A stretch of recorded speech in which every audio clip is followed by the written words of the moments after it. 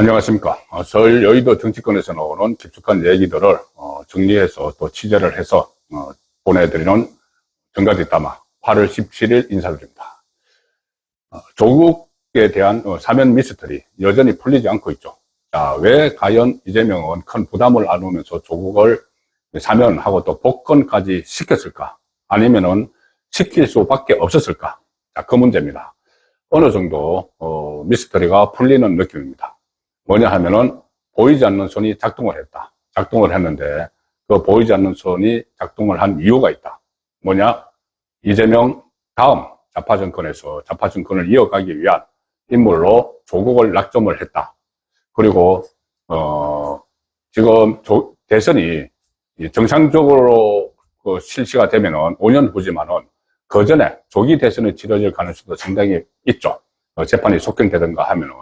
그래서 좌파 진영에서는 좌파 안에 이너서클이 있습니다.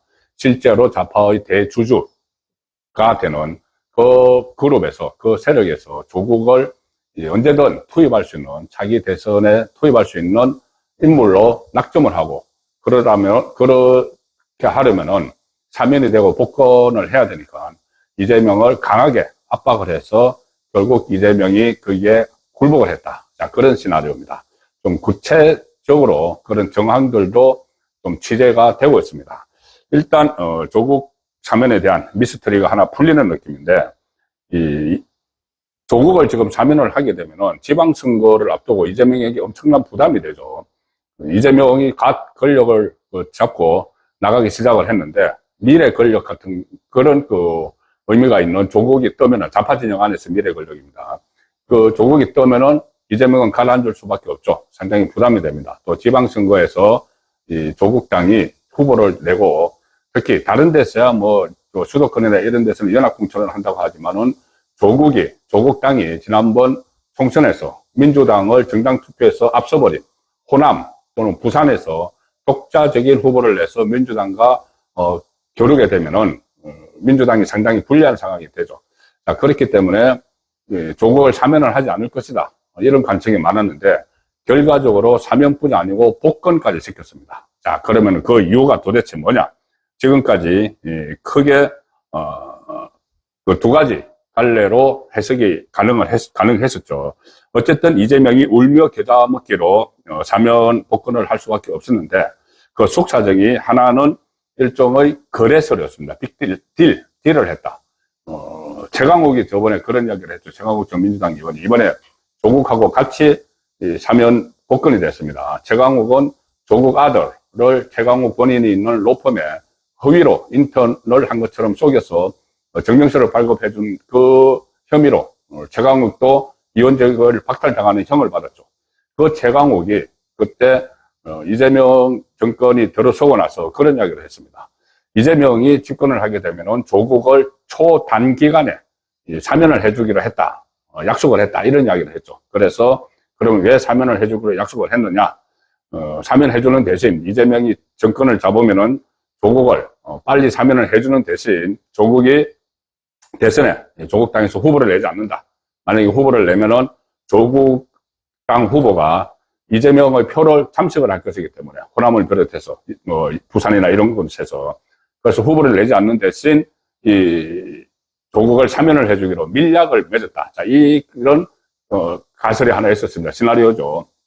그 시나리오가 있었는데, 물론 그런 밀약설이 이제 없어졌다는 것은 아니고, 만약에 지금 정치권에서 그런 밀약이 있었더라도 그 정도는 묵살하는 것이 태반입니다. 과거에도 여러 가지 내각제 합의설 이런 것도 있지만 결국은 이면 합의를 한 것은 나중에 한쪽에서 목적을 달성을 하고 나면은, 정권을 생취를 하고 나면은 다 묵살해버리죠.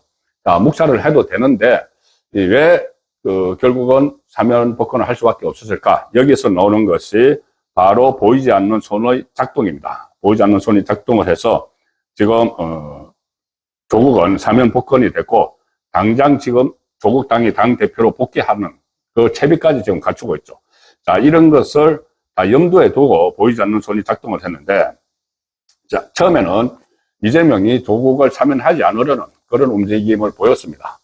본인에게 부담이 되고, 또 사실 형기가 3분의 1, 딱 3분의 1, 33% 살았죠. 징역 2년 받았는데 한 8개월도 채 안 되는 기간을 살았기 때문에 재판은 5년이나 했으면서, 그래서 국민 여론이 상당히 좋아지지 않고 민심이 이재명 정권 초창기에 이탈을 하는 그런 조짐을 보일 것이 뻔하기 때문에, 그리고 실제로 뭐 갤럽 기준으로 한 5% 떨어졌다, 뭐 이재명 지지율이 조국 때문에, 그런 분석도 나오고 있죠. 그걸 다 알았기 때문에 조국을 사면하지 않으려고 했습니다. 실제로 뭐 어떤 이면 합의가 있었더라도, 뭐 후보를 내지 않고 사면을 해주는 이면 합의가 있었더라도 그걸 굳이 뭐 지킬 필요는 없는 거죠. 정권을 잡은 입장에서. 뭐 나중에라도 이제 뭐 해주겠다고 하면 되는 것이고. 그런데 갑자기 울며 겨자 먹기로 이재명이 조국을 사면 복권할 수 없었던 이유는 바로 좌파 진영의 대주주들, 지금 좌파 진영의 대주주라고 하면은 과거부터 쭉 이어왔던 DJ 시대 때부터 이어왔던 DJ, 노무현, 문재인, 뭐 이 주류입니다. 이쪽이 주류고, 그리고 시민사회단체들이 있죠. 시민사회단체가 있고, 이재명은 사실상 그 주류에서 벗어나 있는 상황인데, 어쨌든 집권을 한 것이죠. 자, 그 중에서 특히 좌파 원로들이 모여서 하는 원탁회라는 게 있다는 이야기를 많이 들어보셨을 겁니다. 좌파의 큰 나가는 방향을 설정하는데, 좌파 원로들이 원탁회의에서 결정을 한다. 그래서 문재인 때도 과연 문재인이 국정 운영을 하는 것인가? 누군가 뒤에서 조종하는 세력이 있지 않느냐? 자, 그런 말들이 나왔는데 지금도 마찬가지입니다. 그리고 특히 결정적으로 이번에 조국 사면 복권에 대해서 이재명이 꼼짝달싹 못하고 해줄 수밖에 없게 된 상황이, 아마 이 원탁회의의 그것을 주도하는 인물, 백낙청 교수, 그리고 함세웅 신부, 백낙청 교수가 이재명과 7월 10일에 오찬을 했습니다. 자, 이재명이 집권하고 나서 한 달 남짓 있을 때죠. 그때 이 백낙청, 함세웅 두 사람이 좌파의 원로 중에 원로죠. 원탁회의. 그래서 전체 좌파 진영을 움직일 수 있는 그 두 사람이 이재명과 오찬을 했는데, 그게 7월 10일입니다. 그날 오찬이 끝나고 나서 용산에서는 뭐 이런저런 조언을 했다. 두 원로가 이재명의 국정 운영에서 조언을 했다고 하는데, 지금 그 상황을 되짚어 보면은 그때 조국을 사면 복권하라는 강압이 있었던 것이다. 강압이 있었을 가능성이 상당히 높습니다.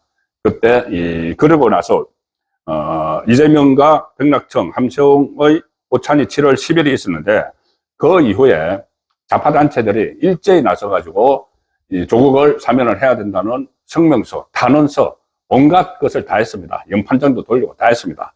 좌파 단체, 민노총을 비롯해서 좌파 단체는 물론이고, 이 박상기 전 법무부 장관이 중심이 된 법대 교수들, 좌파 성향의 법대 교수들 34명이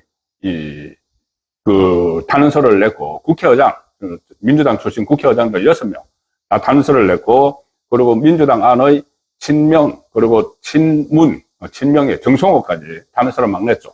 이것은 전체의 좌파 진영 안에서 조국을 어쨌든 이재명, 포스트 이재명으로 내세워놔야 된다. 조기 대선이 언제 열릴지 모르는 그런 상황이기 때문에 이런 것이 이제 공감대가 형성이 됐다고 볼 수가 있습니다. 거기다 좌파 종교인들, 좌파 성향 종교인들, 뭐 기독교, 불교, 천주교까지 몽땅 나서가지고 좌파 진영에서 조국을 사면을 해야 된다는 이야기를 했죠. 그리고 바로 7월 10일 날 함세웅 신부하고 같이 이재명과 오찬을 하면서 강압적으로 사면을 해야 된다고 권고를 한 것으로 보이는 백낙청 교수가 7월 31일에 백낙청 교수가 이번에는 그런 분위기가 이제 무르익으니까 공개적으로 탄원서를 이재명에게 제출을 합니다. 아예 공개적으로 합니다. 그 분위기를 다 이제 띄우고 나서 이 백낙청 교수가 그렇게 이야기를 하죠. 조국 사면은 한국 민주주의의 새로운 장을 열어가는 과정이다. 이렇게 이야기를 합니다. 한국 민주주의의 새로운 장을 열어가는 과정이다. 조국 사면이. 그렇다면은 조국이 이 좌파의 다음 주인공이다. 이것을 뭐 선언하는 것이나 마찬가지죠. 아주 노골적으로. 그 이후에 이 김대중계, 그리고 이 대주주죠. 좌파 진영의 대주주인 김대중계의 박지원이 나서서 조국 사면 필요성을 이야기를 했고, 또 정성호를 비롯한 친명까지 이제 나섰는데, 결정적으로 문재인이 바로 그 전직 대통령이, 좌파 진영의 바로 전직 대통령이죠. 그 문재인이 마치 전직 대통령의 사면권을 침해하는 듯한 발언까지 합니다. 그 평산마을로 찾아간 우상호 정무수석에게 조국을 사면을 해야 된다는 것을 거의 통보처럼 하죠. 통보처럼.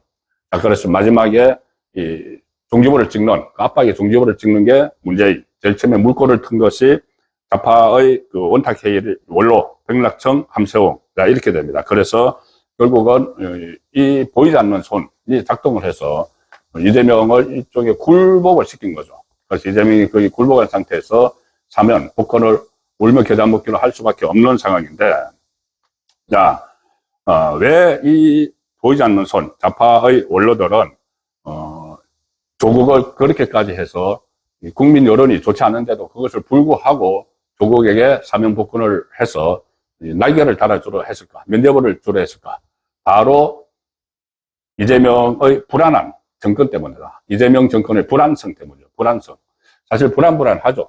지금 5개의 재판 억지로 중단시켜놨지만은 재판이 속행이 되면은 지금 지지율이 막 떨어지고 있습니다. 이재명 지지율이 떨어지고 있는데 지지율이 떨어지고 5개의 재판부가 이제 판사들이 교체가 되고 하는 그런 과정에서 재판이 속행될 가능성이 충분히 있는 것이죠. 그리고 특히 다른 재판은 속행돼도 시간이 좀 걸리지만 바로 대법원에서 유죄 취지로 파기환송된 선거법 위반 사건. 선거법 위반 사건은 지금 서울고법에서 재판만 다시 시작을 하면은 재판 한 번 하고 선고 날짜 정하고 하면 끝나는 겁니다. 그러면은 이게 2심에서는 무죄를 받았지만 1심에서는 징역 1년에 집행유예 2년을 받은 형량이 있기 때문에 이 서울고법에서는 형량만 정하죠. 유죄는 확정이 됐고 대법원에서 유죄 취지로 유죄 취지로 환송을 했으니까는. 그러면은 이 형량이 벌금 100만 원 이하로 나올 수는 절대 없는 것이죠. 100만 원 이상으로 나오면은 이재명은 그 순간 바로 자리에서 내려와야 됩니다. 그리고 조기 대선이 치러져야 되죠. 그리고 민주당은 460몇 원의 이 대선 때 받았던 국고보조금도 토해내야 되는 그런 상황까지 치렀습니다. 어쨌든 그런 가능성도 전혀 염두에 두고 있어야 되기 때문에 좌파 진영에서 그 막후에 있는 보이지 않는 손에서 그때를 대비해서 조국을 사면 복권을 간철을 해냈다. 그렇게 볼 수가 있습니다.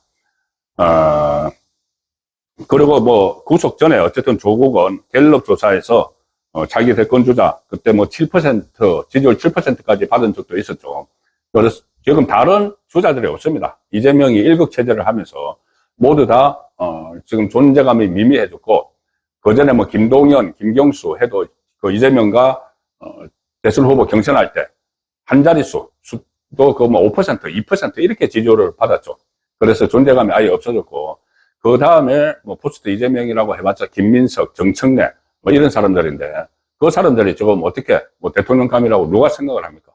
그래도 그나마 조국을 좌파 진영에서는 포스트 이재명으로 간주를 해서 이 사면복권을 억지로 시키라고 이재명에게 압박을 해서 이재명이 사면복권을 시킨 자 그런 상황으로 볼 수가 있습니다. 또 어쨌거나 조국은 호남의 좌파의 지지 기반인 호남에서 지난번 총선에서 민주당보다 정당 투표율이 조국당이 더 앞섰죠. 부산에서도 마찬가지입니다. 그 조국의 고향 부산에서도 앞섰기 때문에 조국이 유일한 대안이다. 이재명이 조기 낙마를 했을 경우에 조기 낙마를 하지 않더라도 5년 후에라도 만약에 그때까지 이재명이 버티더라도 5년 후에 대선이 치러져도 그 막후 좌파의 대주주들이 포스트 이재명으로 꼽는 것은 조국이죠. 왜 그러냐면은 지금까지 좌파 진영의 승리 방식이 있습니다. 대선 승리 방식이. 호남의 지지를 받는 영남 출신이죠. 영남 출신 후보. 노무현부터 해서 문재인, 이번에 이재명까지. 그 전에 김대중 전 대통령은 DJP 연합이라는 것을 통했고, 그러니까 독자적으로는 안 되는 겁니다. 그래서 호남의 지지를 받는 영남 대권주자. 그래서 부산 출신인 조국이 4번째로 간택을 받았다. 그렇게 볼 수가 있습니다. 그런데 조국이 지금 다시 날개를 달자마자 또 국민들을 영장을 지르는 국민 가슴에 열불이 나게 하는 그런 행보들을 계속하고 있어서 과연 그들의 이 시나리오가 조국을 이재명, 포스트 이재명으로 앉히는 그 시나리오가 가능할지는 의문입니다. 지금 나오자마자, 출사하자마자 지금 이제 이틀 됐는데 SNS를 통해서 또 여러 가지 논란을 일으키고 있습니다. 헛발질을 막 시작을 했는데 벌써부터 공공의 혐오 대상이죠. 그때도 마찬가지였고.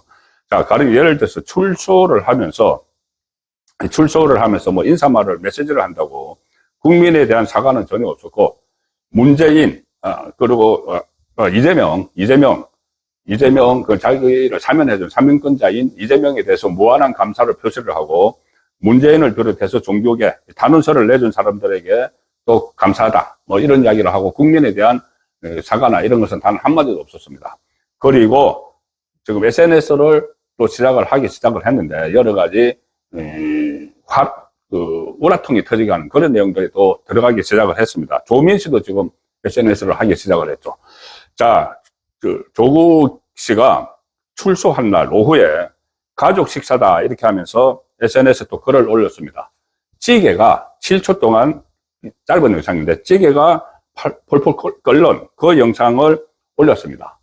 그 전에 본인이 출소를 하면 가족과 식사를 하고 싶다 이런 글을 썼기 때문에 그걸과 연결시켜서 좌파 진영에서는 정말 출소를 해서 검소하게 집에서 뭐 김치찌개, 가족들끼리 된장찌개든 김치찌개든 이렇게 끓여서 먹는구나, 딱 그렇게 생각을 했습니다. 7초 동안 끓는 찌개가 끓는 그 영상을 올렸기 때문에.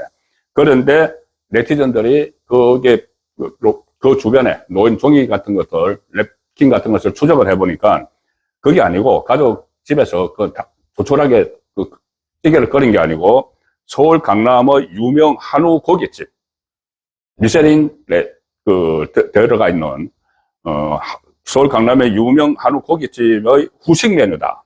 이게 또 SNS에 확산되고 있습니다. 마치 집에서 조촐하게 하는 것처럼 눈속이만 하는 그런 모습들, 그런 것이 조국의 본 모습이죠. 조국의 민낯입니다. 그 전에도 조국은 여러 가지 극과 속이 다른 그런 행동을 다 했는데 출소하고 나서도 똑같은 그런 국민 눈속임을 하는, 그냥 여론을 교묘하게 여론 줄타기를 하는 그런 행태를 다시 보이기 시작을 했고, 또 본인이 감옥에서 책을 많이 읽었다고 하면서 뭐 폐문 독서, 뭐 책 사랑인가 뭐 이렇게 해서 폐문 독서, 자기가 문을 닫아놓고 책 읽는 데만 집중을 했다, 그렇게 하면서 자기가 읽었던 책을, 표지들을 쭉 또 SNS에 올렸습니다. 그 안에 보면은 주로 좌파책인데 그 안에 자기 사면을 단언을 한 백낙청의 책도 그 안에 들어가 있습니다. 백낙청 교수의 책도 다 들어가 있습니다. 그 안에 보답하는 거죠. 나 사면을 단언을 해줬으니까 내가 그 백낙청 교수님의 책을 읽었다고 이렇게 또 해주는. 자, 그런데 폐문 독서라고 하면은 정말 학자나 이런 사람들이 내가 좀 책을 좀 읽어야 되겠다 해서 스스로 문을 걸어 잠그고 독서를 한 것처럼 느껴지죠. 그런데 그게 아니고 조국은 파렴치한 범죄로 자녀 입시비리, 무슨 뭐 대학 교수 연구실에 앉아가지고 아들, 딸 가짜 표창장 그거 컴퓨터로 만들고 한 그런 걸로 감옥에 갔습니다. 그리고 폐문, 스스로 문을 잠근 게 아니고 감옥에 들어갔죠.